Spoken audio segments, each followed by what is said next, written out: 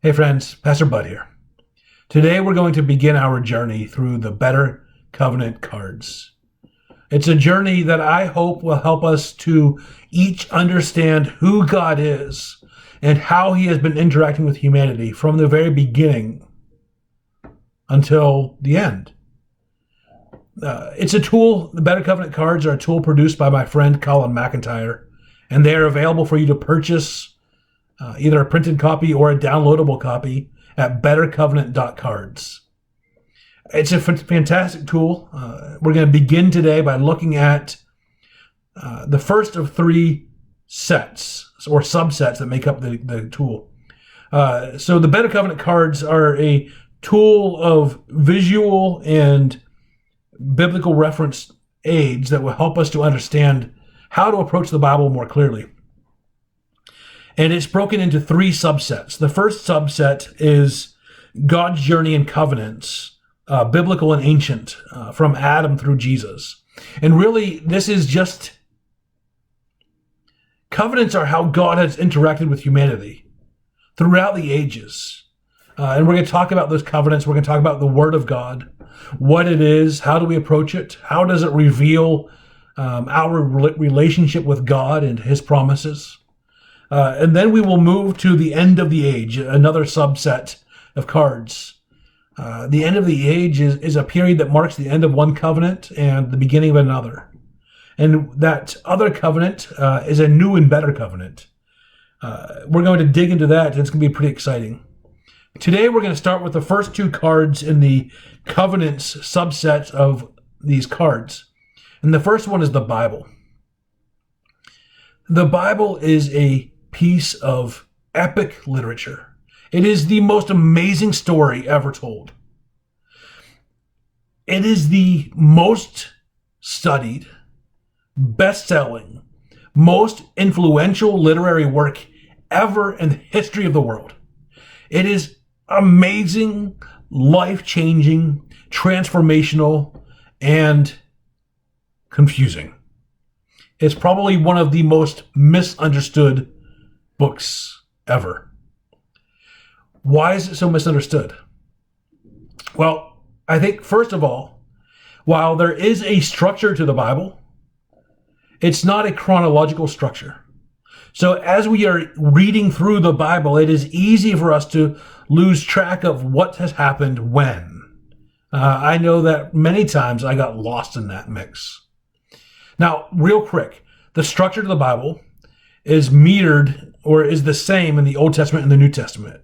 And both start with a set of foundational books. In the Old Testament, it is Genesis, Exodus, Numbers, Leviticus, and Deuteronomy. And those are foundational to the rest of the Old Testament and really to the rest of the Bible. In the New Testament, we start with a set of foundational books as well, known as the Gospels: Matthew, Mark, Luke, and John. And these are foundational to the rest of the New Testament.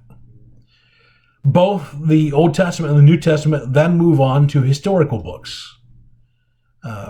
In the New Testament, that is one historical book, the book of Acts. And then after that, both move on to a set of instructional books.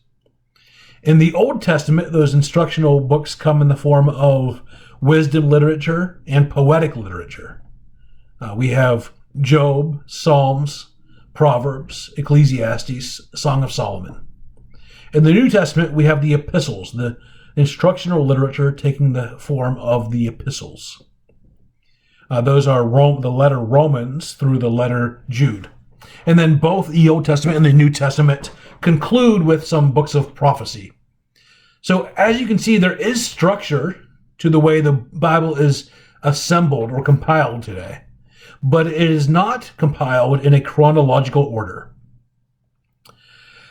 Another and often confusing barrier to understanding the Bible is the chapter and verse breaks.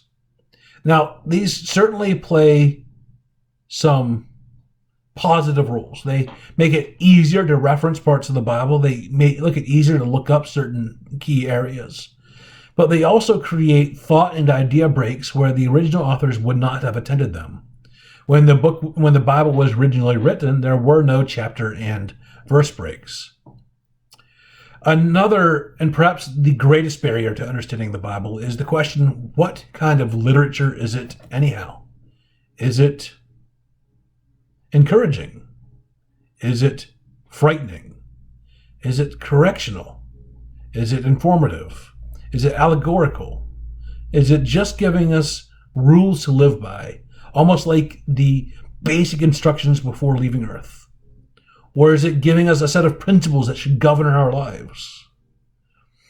Is it a love story, a cosmic love letter from our God to humanity? And while we'll see that there may be elements of truth in each of those ideas, the Bible is something far greater. And as we try to figure out what it is the Bible is, we have to ask a question. How do we approach the Bible? How do we study it in a way to understand what it is? How do we interpret it? What is our hermeneutic? Big fancy seminary level word for you today, hermeneutic. It's simply how do we interpret the Bible? And the truth is that every time we read something, we apply some interpretive lens. We apply some hermeneutic. When we approach the Bible, we have to approach it with a hermeneutic as well. And there are all kinds of different lenses through which people have attempted to interpret and understand the Bible. Two of the most helpful. One is the Jesus Hermeneutic. And that is the idea that Jesus' life revealed in Matthew, Mark, Luke, and John, in Jesus' words and Jesus' deeds,